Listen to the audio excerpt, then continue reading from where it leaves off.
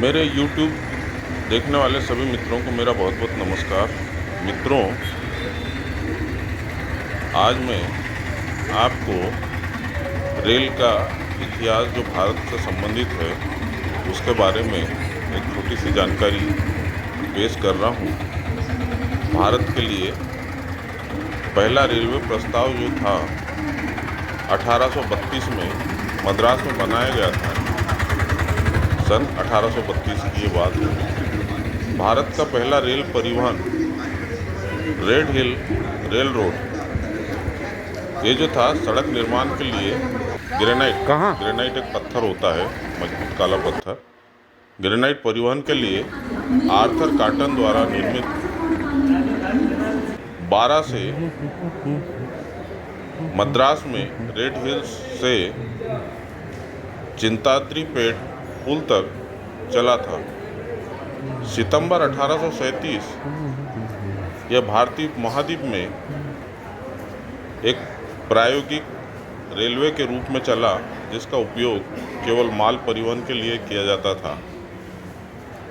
1845 में गोदावरी बांध निर्माण रेलवे राजमुंद्री के धौलेश्वरम में बनाया गया था, ताकि बांध के निर्माण के लिए पत्थर की आपूर्ति की जा सके।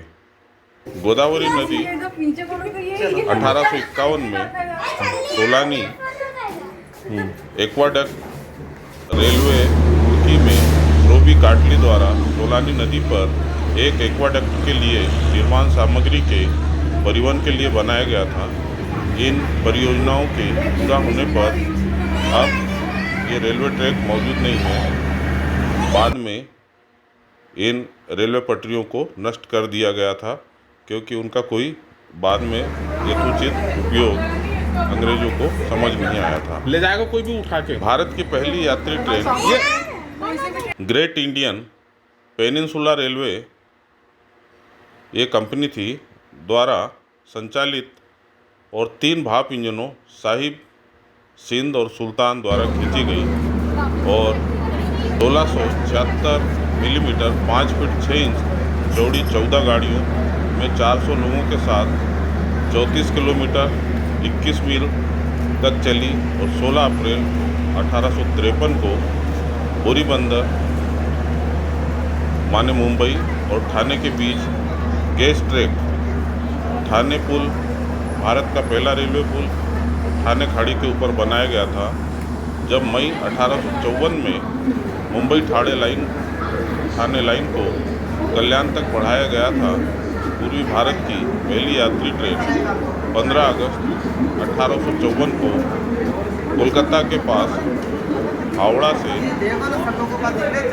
हुगली तक, जिसकी कुल दूरी 24 मील थी, 1 जुलाई 1856 को मद्रास से बालाजा रोड, जो आरकोट है ना, तक चली और इसके बाद 24 फरवरी 1873 को सियालदह और अर्मेनियाई घाट स्ट्रीट के बीच कलकत्ता में 3.8 किलोमीटर 2.4 मील ट्राम घोड़े द्वारा खींची गई और 9 मई 1874 को बम्बई में कोलाबा और परेल के बीच घोड़ों द्वारा खींचे जाने वाले ट्राम्बे का संचालन शुरू हुआ। 1879 में निजाम की गारंटीड स्टेट रेलवे की स्थापना की गई, जिसने तत्कालीन हैदराबाद राज्य में कई रेलवे लाइनों का निर्माण किया, जिसका मुख्यालय काचीगुड़ा रेलवे स्टेशन के रूप में था। 1897 में कई रेलवे कंपनियों द्वारा यात्री डिब्बों में रोशनी की शुरुआत की गई थी। 3 फरवरी 1925 को भारत में पहली electric passenger train Victoria terminus और कुर्ला के बीच चली।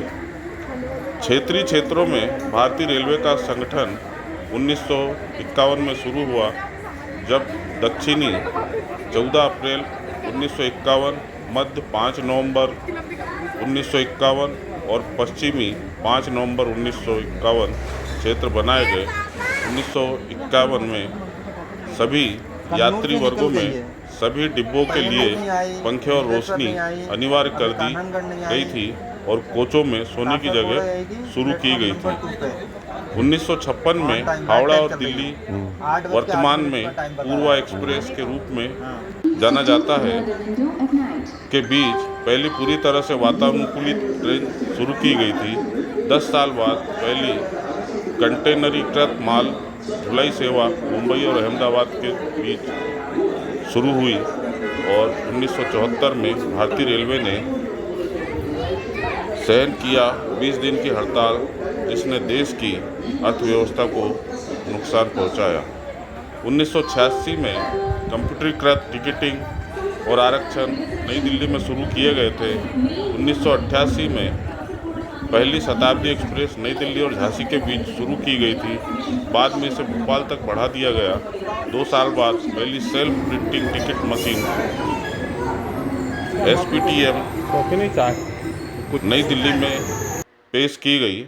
1993 में वातानुकूलित त्रिस्तरीय कोच और स्लीपर क्लास द्वितीय श्रेणी से अलग भारतीय रेल पर शुरू किए गए थे। कंप्यूटरीकृत आरक्षण की कंसर्ट प्रणाली सितंबर 1996 में नई दिल्ली, मुंबई और चेन्नई में लागू की गई थी। 1998 में मुंबई छत्रपति शिवाजी महाराज टर्मिनस में कूपन सत्यापन मशीन CVM शुरू की गई थी। 18 अप्रैल 1999 को राष्ट्रव्यापी द्वारपाल प्रणाली का संचालन शुरू हुआ। फरवरी 2000 में भारतीय रेलवे की वेबसाइट ऑनलाइन हो गई। व्यक्ति भारतीय रेलवे खान-पान और पर्यटन निगम के लिए अभी आने वाली अधिकारी वेबसाइट के माध्यम से ऑनलाइन आरक्षित टिकट बुक कर सकते हैं। 3 अगस्त 2002 को के लिए यहीं से इंडियन रेलवे ने इधर से आएगी ऑनलाइन ट्रेन इसी के पीछे आ रही है टिकटिंग शुरू की। रेल बजट आमतौर पर 2016 तक हर साल केंद्रीय बजट के 2 दिन पहले पेश किया जाता था।